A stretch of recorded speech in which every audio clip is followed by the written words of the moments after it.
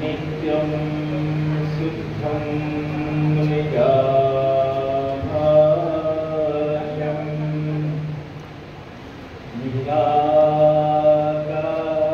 निराकायं निरञ्जनं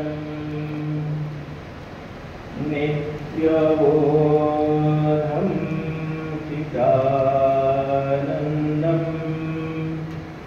गुरु ब्रह्मा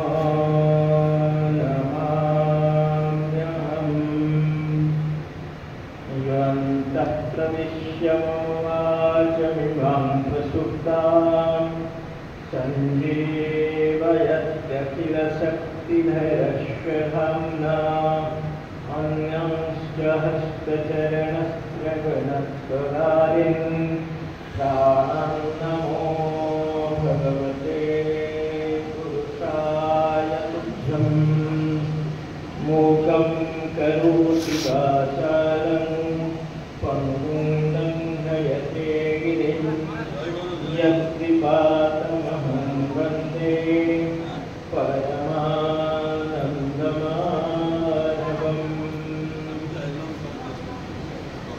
परम प्रेममय परम करुणामय आर्तक्लिष्ट दुःख दरिद्र नारायणের জন্য যিনি সদা व्यथित हृदय छिलेन और आमादेर सकलेर प्राणेर आराध्य श्री श्री ठाकुर महाराज तार चरणे अनंत कोटि प्रणाम निवेदन करछि। आजके एकटा पवित्र दिवस आमरा सबाई जानी पवित्र रथयात्रा आजके आषाढ़ मासेर शुक्ल तृतीया तिथि। तो এই পবিত্র দিবসে আমরা আজকে উপস্থিত আছি শ্রী শ্রী নিগমানন্দ মিশন অন্তর্গত শ্রী শ্রী নিগমানন্দ দাতব্য চিকিৎসালয়ের 36তম বার্ষিক উৎসব এবং নিগমানন্দ মিশনের 36তম বার্ষিক উৎসব উপলক্ষে আমাদের মধ্যে উপস্থিত আছেন এই उत्सवे जिनी सभापति माननीय प्राक्तन अध्यापक डॉक्टर श्यामल चंद्र बंदोपाध्याय महोदय जिनी हच्छेन अधीक्षक श्री श्री निगमानंद दातव्य चिकित्सालय।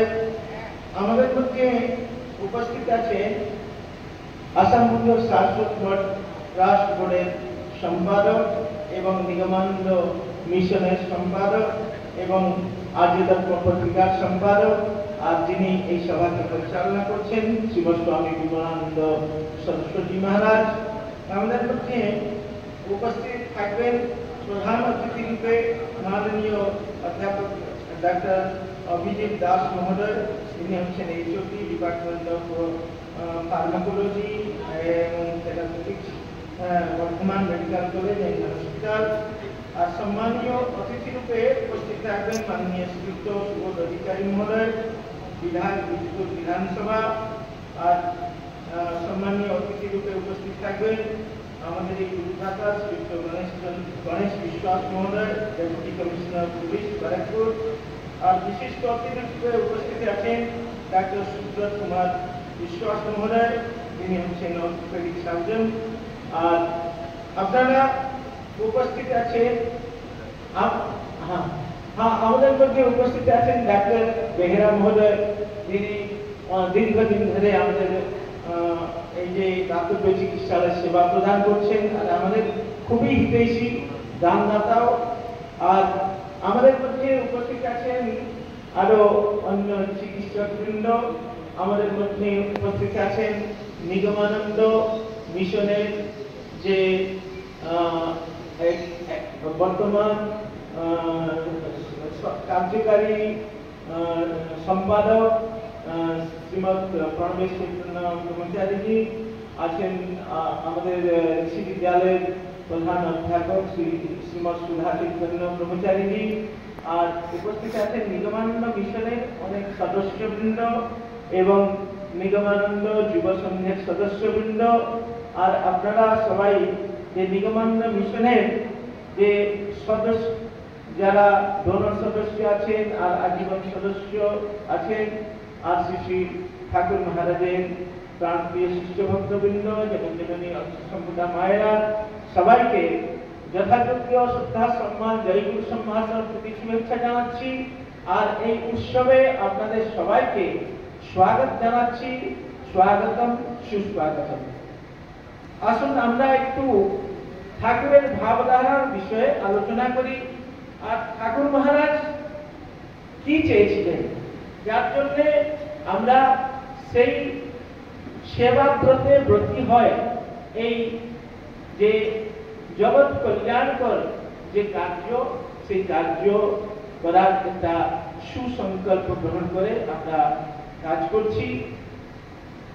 যে ঠাকুর মহারাজ চার সাধনায় সিদ্ধ মহাপুরুষ, আপনারা সবাই জানেন যে তিনি তন্ত্র সাধনায় সিদ্ধ, জ্ঞান সাধনায় সিদ্ধ, যোগ সাধনায় এবং প্রেম সাধনায় সিদ্ধ, নির্বিকল্প সমাধি বিকশিত, আর তিনি পরমহংস উপাধিতে বিভূষিত। এসব হওয়ার পরে তিনি যখন তার গুরুগিরি করলেন, আর তার মধ্যে যে আর্ত ক্লিষ্ট রুগ্ন দরিদ্র নারায়ণের জন্য তার প্রাণ সদা সর্বদা কাঁপত। তিনি এই জগতের যে কৃতাকৃষ্ট জীব, তাদেরকে উদ্ধার করার জন্য এসেছিলেন। এছাড়া যারা বাস্তবিক দুস্থ ব্যক্তি, যারা আর্ত ব্যক্তি, ক্লিষ্ট ব্যক্তি, দরিদ্র ব্যক্তি, তাদের জন্য যে যে ব্যবহারিক সাহায্য, একটা হচ্ছে পারমার্থিক, যে আমাদেরকে কৃতাপ ক্লিষ্ট থেকে তিনি মুক্ত করে দিতে চান।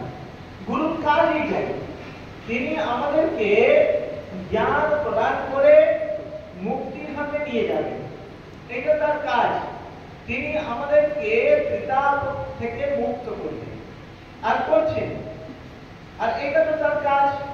এছাড়া এই যে ব্যবহারিক জগতে আমরা আছি, এই ব্যবহারিক জগতে যারা ব্যবহারিক রূপে কষ্টের মধ্যে আছে, দুঃখের মধ্যে আছে, তাদেরকেও ব্যবহারিক সাহায্য প্রদান করে তাদেরকে কিভাবে দুঃখ থেকে মুক্ত করা যায়, তার জন্য তিনি সদা চিন্তিত থাকতেন, সদা ব্যাকুল থাকতেন। তার জন্য তিনি সে যে শান্তি আশ্রম, সেখানে তিনি কি করেছিলেন, আমরা যেভাবে একটু শ্রবণ করলাম, যে 1318 সনে তিনি কি করেছিলেন, শ্রী গৌরাঙ্গ সেবাশ্রম এবং শ্রী গৌরাঙ্গ অনাথ নিকেতন সেখানে করেছিলেন, স্থাপনা করেছিলেন। সেই গৌরাঙ্গ সেবাশ্রম কিসের জন্য? সেইখানে আত্মকৃষ্ট দরিদ্র নারায়ণের সেবার জন্য। আর শ্রী গৌরাঙ্গ অনাথ নিকেতন কিসের জন্য? যারা বাস্তবিক রূপে অনাথ, তাদেরকে আশ্রয় প্রদান করার জন্য তিনি করেছিলেন। আর তিনি থাকাকালীন, স্থূল শরীরে থাকাকালীন, তিনি অনেক স্থলে, যেখানে বন্যা হয়েছে, বাত্যা হয়েছে, তারপরে অনেক সেই সব স্থানে তার যে শিষ্য, যিনি তার প্রথম কালীন যারা শিষ্য ছিলেন, তার মধ্যে ডাক্তার ছিলেন, তো তাদেরকে পাঠিয়ে তার সাহায্য তাদের পৌঁছাতেন। আর এই প্রকার তিনি সবাইকে, তার যারা অনুগত শিষ্য, তাদেরকে প্রেরিত করতেন যে কিভাবে এই যে আত্মকৃষ্ট দরিদ্র নারায়ণের সেবা করা যায়। তিনি এই ভাবটি আমাদের মধ্যে প্রচার করেছে যে শিব জ্ঞানে জীবের সেবা করতে হবে। শিব মানে পরমাত্মা, জীব ব্রহ্মেব নাম। জীব হচ্ছে ব্রহ্ম, যে পরমাত্মা, সেই পরমাত্মা জ্ঞানে, শিব জ্ঞান মানে পরমাত্মা জ্ঞানে বা ভগবত জ্ঞানে জীবের সেবা করতে হয়। আজকে রথযাত্রা, রথযাত্রায় একটা কথা বলা হয়, রথে তু বামনম দৃষ্ট্বা পুনর্জন্ম ন বিদ্যতে। তার স্থূল কথাটা হলো রথের উপরে বামন মানে জগন্নাথ ভগবানকে দেখে আর পুনর্জন্ম হয় না। যে পুরীতে জগন্নাথ রথযাত্রা হয়, আর আমাদের মঠেও আজকে হবে, আপনারা সবাই দেখবেন। আর অনেক জায়গায় ভারতবর্ষ আর ভারতের বাইরেও অনেক জায়গায় রথযাত্রা হয়। রথের উপরে জগন্নাথ ভগবানকে, কৃষ্ণের যিনি কলিকালের দেবতা, কৃষ্ণের রূপ যিনি জগন্নাথ, তাকে বিরাজমান করে রথ টেনে নেওয়া যায় হয়। তো এই রথের উপরে ভগবান জগন্নাথকে দেখলে পুনর্জন্ম হয় না, এটা হলো স্থূল অর্থ। আর এর বাস্তবিক অর্থ আমার যেটা মনে হয়, রথ মানে কি, উপনিষদে এই শরীরটাকে রথ বলা হয়। এই রথ, হ্যাঁ হ্যাঁ, আত্মানম রথিনম বৃদ্ধি শরীরম রথমেব, শরীরটাই হলো রথ। আর রথের রথিকে না আত্মা। এই শরীরের মধ্যে যিনি আত্মদর্শন করবেন, বা এই শরীরের মধ্যে পরমাত্মা রয়েছে, ভগবান কি বলছে গীতায়, সর্বস্ব চাহম হৃদয় নিবিষ্ট, সকলের হৃদয়ে আমি সন্নিবিষ্ট আছি। আর ঈশ্বর সর্বভূতানাম হৃদয়ের জনতিষ্ঠতি, হৃদয় দেশে ঈশ্বর বিরাজমান। তো এই ঈশ্বরকে আর একটা জায়গায় ভগবান বলছেন, ইদম শরীরম কৌন্তেয় ক্ষেত্রবিধি অভিধীয়তে এতজ্জ ব্যক্তিত্বম প্রাহু ক্ষেত্রজ্ঞ ইত্যদ্বিধম। ক্ষেত্রজ্ঞ হচ্ছে পরমাত্মা ভগবান। সেই রথে মানে এই শরীররূপ রথে যদি পরমাত্মা দর্শন করা হয়, কোন শরীর না নিজের শরীরেও দেখতে হবে, আর সকল প্রাণীবর্গের শরীরেও সেই পরমাত্মাকে দেখতে হবে। সেই দেখলে তাহলে পুনর্জন্ম আর হয় না। তাহলে সেই যে আমি সকলের মধ্যে সেই পরমাত্মাকে দর্শন করব, উপনিষদে যেমন বলছে, হ্যাঁ, যস্তু সর্বাণি ভূতানি আত্মন্যেব উপস্থিতি, হ্যাঁ, সর্বভূতেষু চাত্মানম ততো ন বিদ্যুচ্যতে।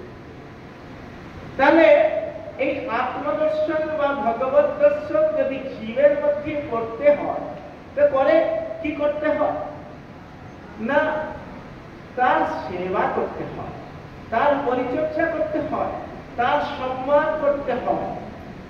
আর আমরা কি করি, মানে এই ব্যবহারিক জগতে আমরা নিজেকে সর্বোৎকৃষ্ট মনে করি, উত্তম পুরুষ।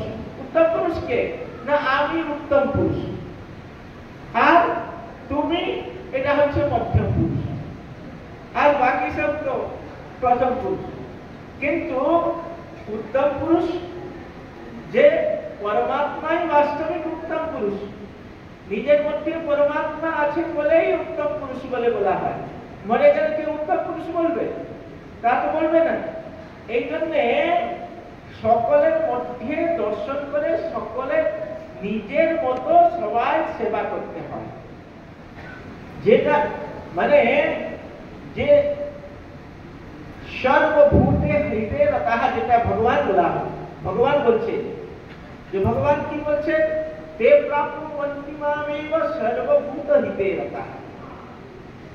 সেই আমাকে প্রাপ্ত করে যে সমস্ত ভূতের জন্য মানে হিতের অর্থে, মানে সকল প্রাণীবর্গের কল্যাণের জন্য যে চেষ্টা করে, সে আমাকে প্রাপ্ত করে।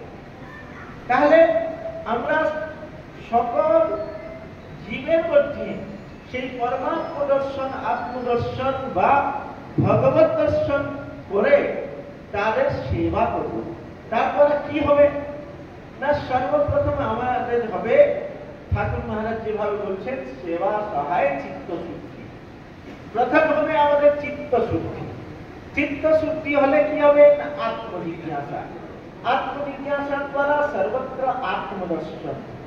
হ্যাঁ, আত্মৈবেদম সর্বম, এই জিনিসটা হয়। আর ব্যবহারিক রূপে আমরা যে জীবের সেবার মাধ্যমে আমরা এই জীবনকে সফল করে নিতে পারবো। কারণ কি, যে আমরা এই জগতে এসেছি, এই সমাজে আছি। যদি ব্যবহারিক রূপে আমি বলি, এই সমাজ থেকে আমরা সবকিছু গ্রহণ করি। এই যে সমাজে এসেছি, এই সমাজ থেকে আমরা কি না গ্রহণ করছি, যা কিছু পাচ্ছি ব্যবহারিক রূপে এই জগৎ থেকেই তো পাচ্ছি, এই সমাজ থেকেই তো পাচ্ছি।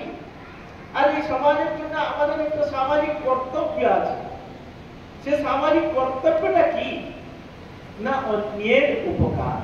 যেরকম অন্যের কাছ থেকে আমরা উপকার পাচ্ছি, সেই রকম অন্যের উপকার পাচ্ছি।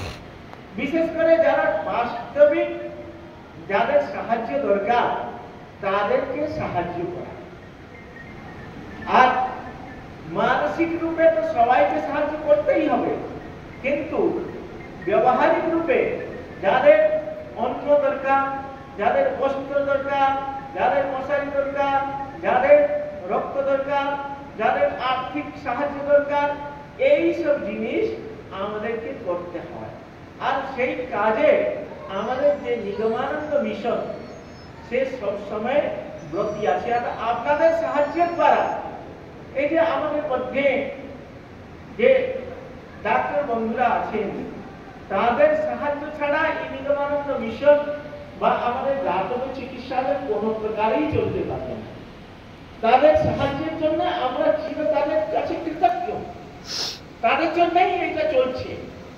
যে যে আমাদেরকে তো একটা পদাধিকারী করে রাখা হয়েছে যে আমরা সামান্য সেবা করছি, কিন্তু বাস্তবিক সেবা এই যে ডাক্তারগণ, আমরা চিকিৎসকগণ, তারা করছে।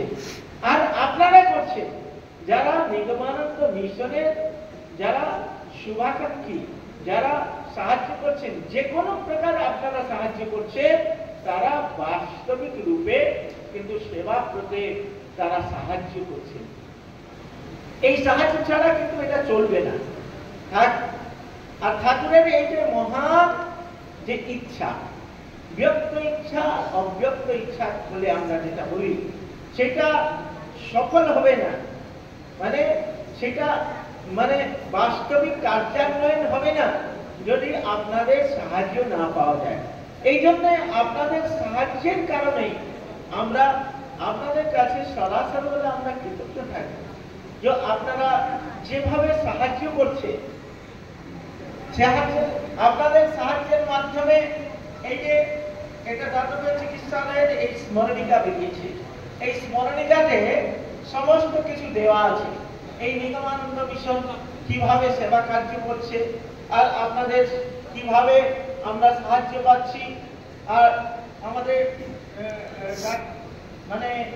ডাক্তার, এখানে 15 জন ডাক্তার আমাদের সাহায্য করছেন এলোপ্যাথিকে, আর 4 জন ডাক্তার সাহায্য করছেন হোমিওপ্যাথিক ডিপার্টমেন্টে।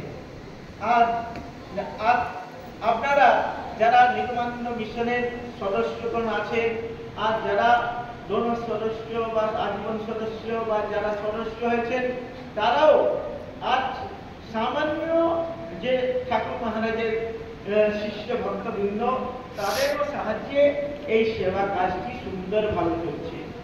যে আপনারা যেভাবে সাহায্য করে এই পর্যন্ত এগিয়ে নিয়ে এসেছেন আমাদের নিগমানন্দ মিশনকে, আর এই দাতব্য চিকিৎসালয়কে এগিয়ে নিয়ে এসেছেন, আপনাদেরকে স্বাগত জানাচ্ছি। আপনারা আসুন, আরো আমরা উন্নতভাবে কিভাবে সেবা কাজটি করে যেতে পারি, সেজন্য আপনারা সবাই সাহায্য করুন। আর আপনাদের সাহায্যের দ্বারাই এই কাজটি ব্যাপক রূপে আমরা করতে পারব। আমরা ভাবছি যে আমাদের সেবা কাজটা তো এখন খুবই সংক্ষিপ্ত রূপে চলছে, এইটাকে আরো ব্যাপকভাবে করতে হবে। সেই ব্যাপক, যেমন আমাদের চক্ষু অস্ত্রোপচার শিবিরের এখানে যে পার্মানেন্ট একটা ব্যবস্থা করা হচ্ছে, সেখানে যে যারা চক্ষু চিকিৎসক তারা আসছেন, চক্ষু দেখছেন, যাদের আবশ্যক হবে তাদের জন্য অস্ত্রোপচার করা হবে, হ্যাঁ, তাদের যে অপারেশন করা হবে, তাদের চশমা দেওয়া হবে, এইসব আমাদের পার্মানেন্ট। আর যাদেরকে ইয়ে সব দরকার হচ্ছে টেস্ট ইত্যাদি করার জন্য সেই কাজ করা হচ্ছে। আর এটাকে আরো ব্যাপকভাবে আমরা বাড়াতে চাই। আপনারা সবাই আসুন, সাহায্যের হাত বাড়াবেন, আর আপনাদের সকলের সাহায্যে আরো ব্যাপকভাবে এই সেবা কাজ হোক এই আশা করছি। আর আপনাদের স্বাগত জানাচ্ছি। আপনারা সবাই এসেছেন, এইভাবে আসুন আর সাহায্য করুন, যার দ্বারা এই সেবা কাজকে আমরা ব্যাপক রূপে সবাই মিলে, কারণ সকলের সাহায্যেই এই সেবা কাজ হচ্ছে, আর আগেও সুন্দরভাবে হোক এই কামনা করছি। আর আপনাদের সকলের মঙ্গল কামনা করছি। আপনারা সবাই ভালো থাকুন, সুখে থাকুন, আনন্দে থাকুন, আর সেবার মাধ্যমে শ্রী শ্রী ঠাকুর মহারাজের কৃপা লাভ করে জীবনকে ধন্য করুন। এই কামনার সঙ্গে আমার বক্তব্যকে শ্রী শ্রী ঠাকুর মহারাজের রাতুল চরণে সমর্পণ করছি। জয় গুরু, জয় গুরু, জয় গুরু।